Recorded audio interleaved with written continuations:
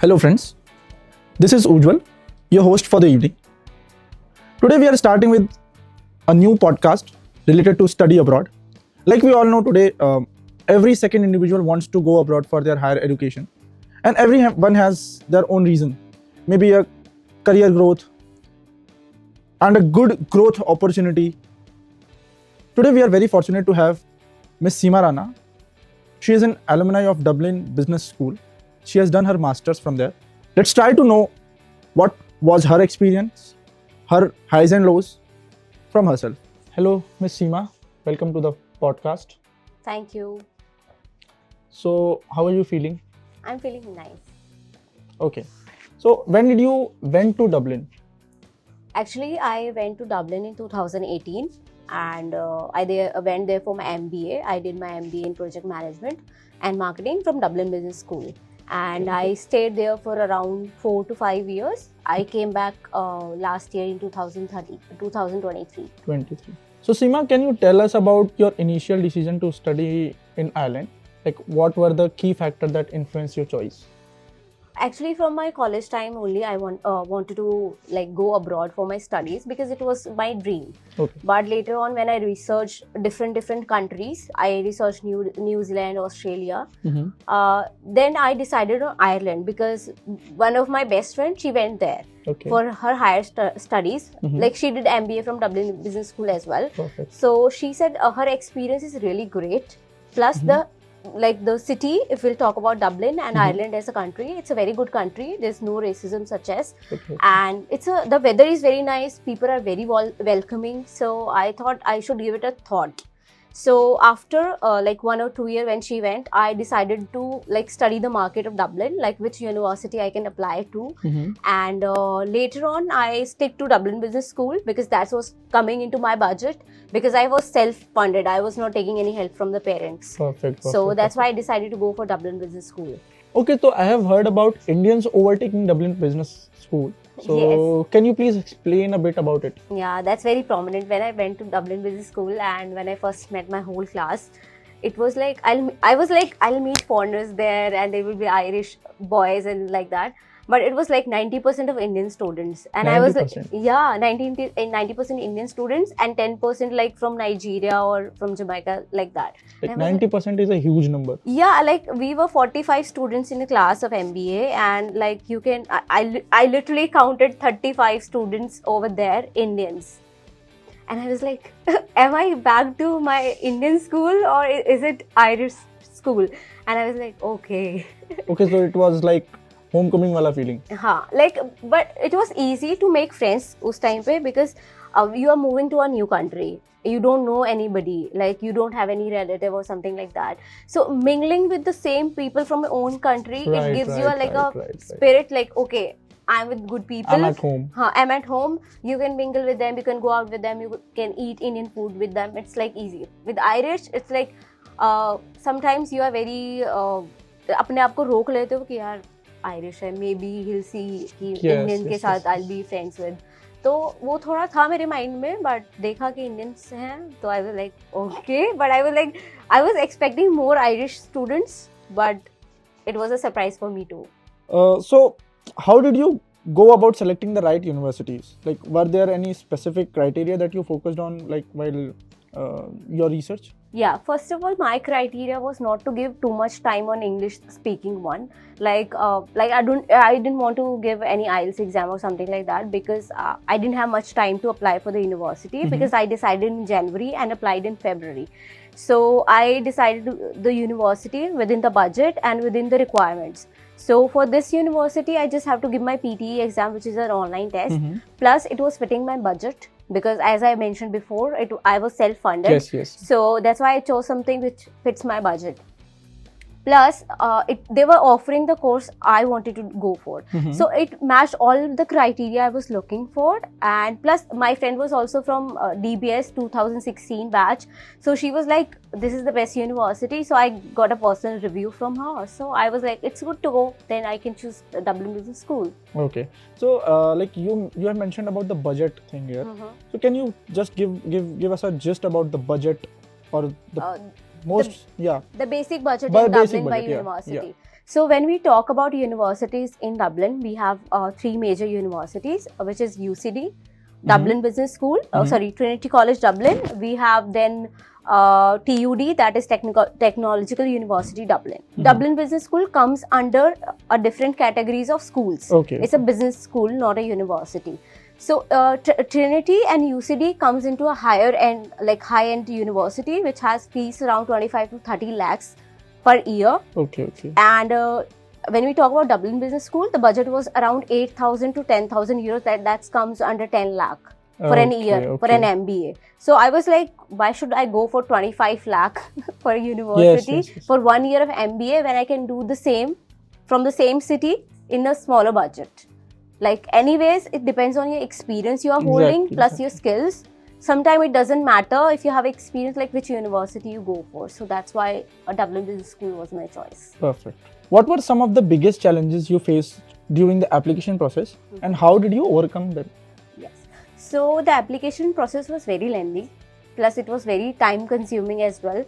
I faced a lot of stress because I couldn't find the right documentation and I didn't have any support to provide them. First of all, my passport was a major issue because I didn't have a passport and I have to apply for it, and there was some birth certificate issue. So it took me 2 months to even get the passport. 2 months? Yeah, 2 months to get the passport done because of the date of birth issue. And later on, when I went to the application, applying for the college was quite easy. Within 15 to 20 days, I got my offer letter because my marks was good. Like I studied from Amity University, so I was a very good student. Okay. So that's why within 15 days, I got my offer letter and I paid my fees and everything. When I talk about the visa process, it was like very hectic. I used to literally run here, like from here to there for the documentation collection, like going to the university, going to the bank, applying for the loan. Like it's too much hectic. If you do not have any help, try and seek help from anybody, like your friend who is going there or any consultancy, because that's a long process and you need to provide each and every documentation correctly. And you shouldn't lie. Plus, you should be very honest with your documentation and SOPs when you're creating them, because that creates a whole role in your visa application.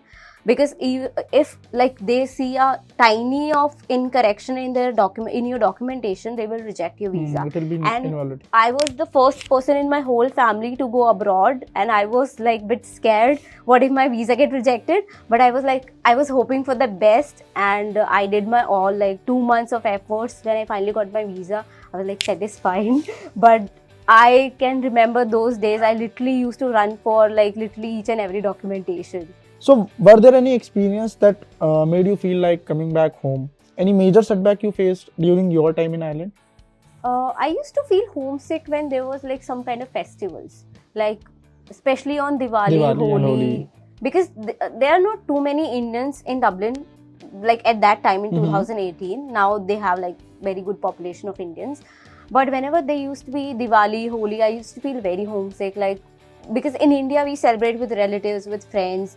So I used to feel alone. So what we used to do, we like all Indian friends, we used to meet at somebody's place. We used to do barbecue or something like that and celebrate the festival. But still you miss your family because after living so many years with them, you are living alone.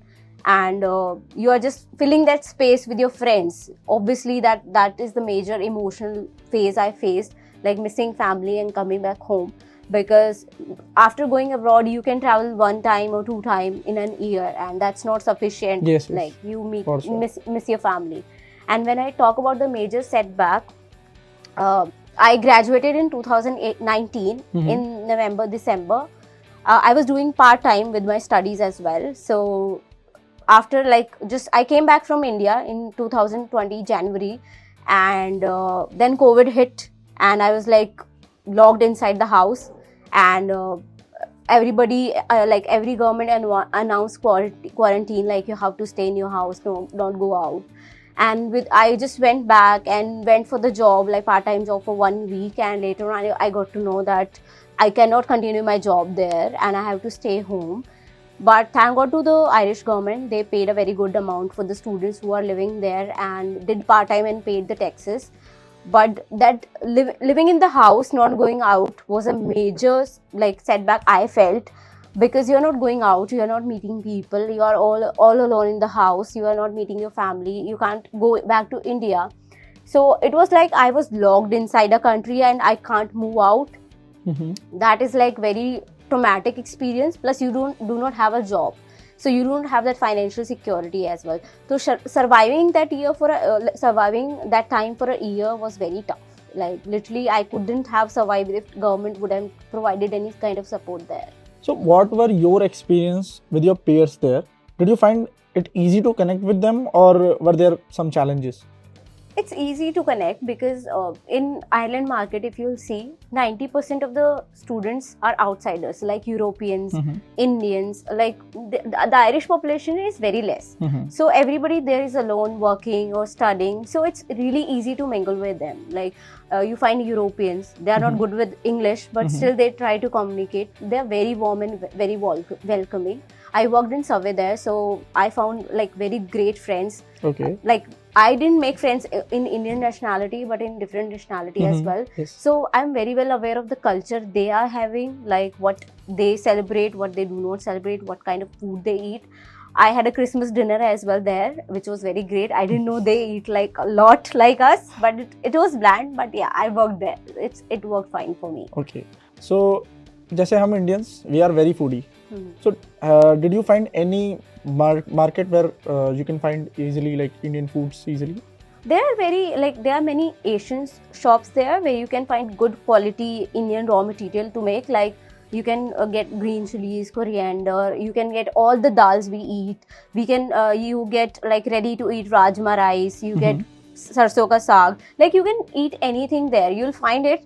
But if we'll talk about like our Indian restaurants, they are not up to our Indian standards. But sometimes you do not want to cook, you can go there and eat. Okay. And I would say better option is to get the groceries and just cook it yourself. Like what we used to do, we used to get the chicken and the rice, and we used to make like a whole club of biryani for our friends, because that's more convenient than going to a restaurant. Yes. So that's how we used to fulfill our cravings, like get a Haldiram's Golgappa and make a Golgappa party. But the point is, not everyone is a good cook. Right. Make a good friend with a cook who is a great cook. Like I suggest, like my friends who are there now, just find another person who cooks well. Because I used to cook well and I used to throw a party all the time, and they are missing me and they want me to come back because they just miss my food. I was just suggesting them just find somebody else who can cook. And so guys, if you are going to Ireland, very first thing is you need to find someone who can cook good. So, can you share any memorable moment or experience that really shaped your time in Ireland, either academically or personally? Academically, I would say their study system is totally different than ours. Like ours is totally book-based system of studying. Like they have everything online. They'll give you like online assignments, exams would be online, and like you don't have to give actually exams. They're like submitting the assignments. Okay. So that was very different for me, and that was very convenient for me because we Indians are habitual of giving the written exams. I was like, okay, we have to submit an assignment. Done. And when I talk about personal, the weather is great there, and it's Ireland. If we talk about, it's really beautiful. Like it has like sea on the one side, it has mountain on the another side. So like a combination of both. So if you want to travel to sea, it's like 20 minutes away, and mountain is 20 minutes away. It's very beautiful weather. Like the sky is blue all the time. There's no pollution. So even you glow there. But for glowing there, it needs to be like there has to be some sun, which is very rare. So we don't get much sunlight. Still, the weather is very good, very feasible for us. And I still miss the weather there. And the moon is really beautiful because the sky is very closer. And when there is full moon, the full moon just drops on the sea, and the view is really beautiful. That's like a personal experience I haven't seen anywhere. And you see like northern lights, and the sky is really beautiful at that time. Plus the snow. In December and in February, there used to be snowfall, and the weather looks really beautiful.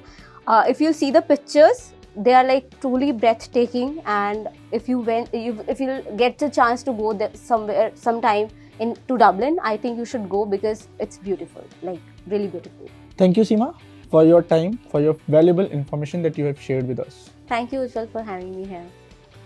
So students, I hope this particular podcast will help you in your study abroad journey. Jot down your thoughts, your experience related to this particular podcast. Thank you.